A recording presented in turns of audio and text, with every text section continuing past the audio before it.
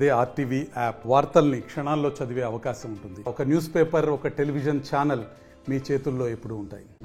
తెలంగాణ రాష్ట్ర వ్యాప్తంగా భారత వాతావరణ శాఖ, ఇండియన్ మెట్ డిపార్ట్మెంటు తెలంగాణలో పలు ప్రాంతంలో రెడ్ అలర్ట్ ప్రకటించి భారీ నుంచి అతి భారీ వర్షాలు పడతాయనే సూచనల మేరకు మేము రాష్ట్ర వ్యాప్తంగా కొన్ని జాగ్రత్తలు తీసుకోవడం జరిగింది. అయినా దురదృష్టవశాత్తు రాష్ట్రంలోనే అతి భారీ వర్షం హుజూర్ నగర్, కోదాడ ప్రాంతంలో పడడం జరిగింది. ఇద్దరి ప్రాణాలు కోల్పోవడం జరిగింది. అదేవిధంగా అనేక ఇండ్లల్లో నీళ్లు రావడం జరిగింది. అన్నిటికీ తగిన రిలీఫ్ చర్యలు ఇప్పుడు తీసుకుంటున్నాం.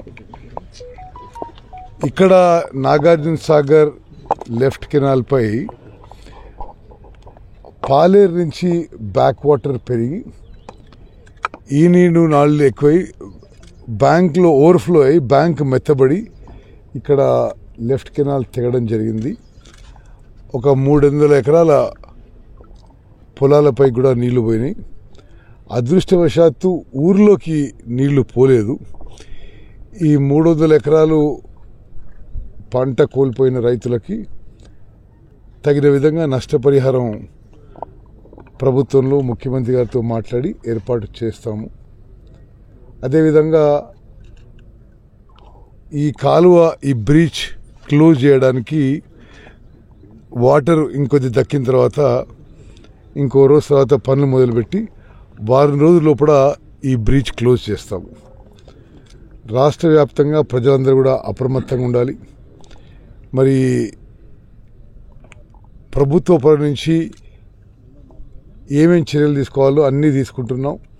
తప్పనిసరిగా నష్టపోయిన వాళ్ళకి క్యాబినెట్లో పెట్టి చర్చించి ముఖ్యమంత్రి గారితో మాట్లాడి నష్టపరిహారం ఇప్పిస్తానని చెప్పి కూడా నేను మనవి చేస్తాను. సరే, ఇప్పటికిప్పుడే ఎమర్జెన్సీ ఏం లేదు. నీళ్లు పుష్కలంగా ఉన్నాయి అటు ఇటు. ఇప్పుడు సూర్యాపేట సిఈ గారు చెప్పే అంచనాల మేరకు వారం రోజుల్లో గండి పూడ్చని చెప్పడం జరుగుతుంది. సార్, జిల్లా వ్యాప్తంగా ఎంత అంచనా వేస్తారు సార్ పంట నష్టం? ఇప్పుడు మొన్ననే కదా భారీ వర్షాలు అయింది. ఇప్పుడు నిన్న పూర్తిగా ఈ రిలీఫ్ మెజర్స్ మీదనే ఉన్నాము. రేపు ఎల్లుండి చేసి ఎంత నష్టం జరిగితే అంత నష్టపరిహారం ఇప్పిస్తామని చెప్పి మరిన్ని వీడియోస్ కోసం ఛానల్ ని సబ్స్క్రైబ్ చేయండి. లేటెస్ట్ అప్డేట్స్ కోసం వాట్సాప్ ఛానల్ ని ఫాలో చేయండి.